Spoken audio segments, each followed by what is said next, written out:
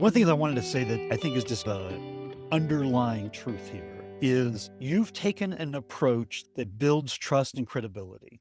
The most recent Edelman Trust Barometer said that 32,000 respondents worldwide said that business leaders like you and I are 68% said we're being intentionally misleading, intentionally. Interesting. Yeah. And we wonder why the B2B buyer is waiting longer and longer to talk to a salesperson because they don't trust us. They want to do all of their research in advance. They think that we're biased. And what you've done is you've taken the bias and you've gotten around it with trust and credibility. In November, Forrester came out and said their 2026 prediction was all about trust, that it's the currency to get into deals, keep deals, close deals, and keep the deals.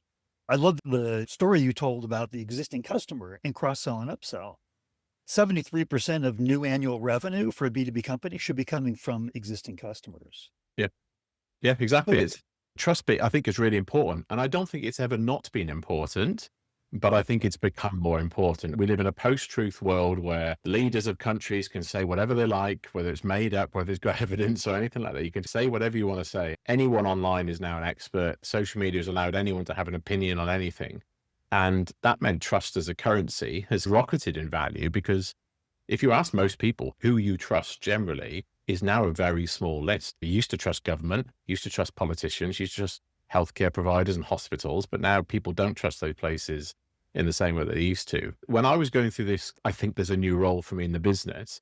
I was thinking about people like Johnny Ive at Apple and Steve Jobs. And I was thinking, you've always got celebrities that are working for a business. Apart from Walt Disney, never felt like we really had that before.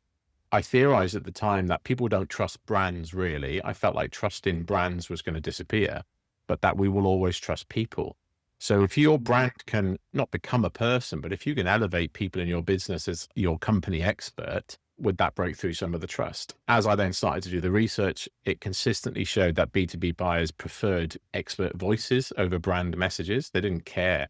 People don't really care about Benefex as a brand, but they care about the people that work with us and the people that stand on stage and do podcast interviews. My theory was, especially with younger people, they were used to having influences in their life. Any young person you speak to, even people who aren't over the age of 40 perhaps, but mostly under the age of 40, have grown up with YouTube and people being the trusting voice. I'm the tech expert that's going to try the new iPhone and I'll tell you whether it's any good or not. I'm the travel expert that's going to go to Disneyland Paris and tell you whether you should bother spending money and travel over there to do that.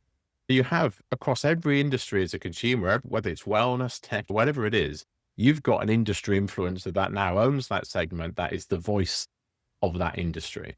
I was like, why aren't we doing that in the B2B space? Why can't we have the same influencers? If consumers are saying, I'm not going to buy something until enough of these certain types of people who I respect and tell me this is worth investing in, I was like, why can't we do that? And I think that's where we were ahead of the market was we bypassed that trust by getting them to trust one person and not trusting an entire organization. what that means to me is that we need a different kind of trust building program. Yeah. And Forrester said, look, companies, we have demand generation programs, we have brand building programs, we don't have trust building programs. What you did is you said, okay, people buy from people, right? Yeah. They don't 100%. accept meetings from a company. They accept meetings from a person that they feel is that trusted advisor that can actually help them understand their problems, not just pitch to them. You built up your trust credibility. And what I'm taking away from our conversation here is we all need to, in the B2B world, have a trust building program. Part of that means we need to lift up the key individuals inside of the company and make sure that they're credible, that they are Yeah. trusted. Yeah.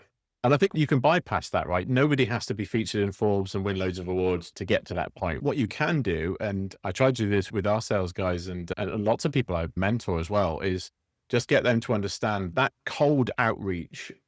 If you can tailor that by showing, you remember the best interview advice would always be, you've got to know the company you're applying for a job with. You've got to be able to ask questions about their mission and values. If you haven't read the group accounts of a customer you're about to cold call, I think you've missed the trick. Because I think if you read the group accounts, even if you just read the first couple of pages, the CEO or the chairman is going to tell you what the most important thing going on in the next 12 months is, what the biggest area of risk is. Even if you just know that, even if you just did that and you went onto Glassdoor and you said, this is Acme Limited, their score's 3.7 out of 5. Why is it not 5? What are people saying they don't like? And then I take all those 3 bits of information and then I think, if I was pitching my product, how does our product or service solve those problems? How does it make these things get better or get worse? And it's a short amount of work to then reach out to somebody and say, I know this is a challenge for you. This is where I think we can help. It's a much, much better way than cutting and pasting the same message and putting it on LinkedIn or emailing it to somebody or having a talk track on the telephone.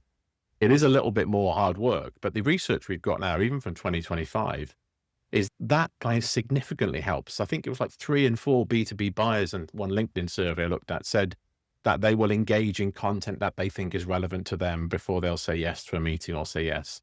And so you almost make these mini content creators out of your sales guys who can just arm to have those conversations.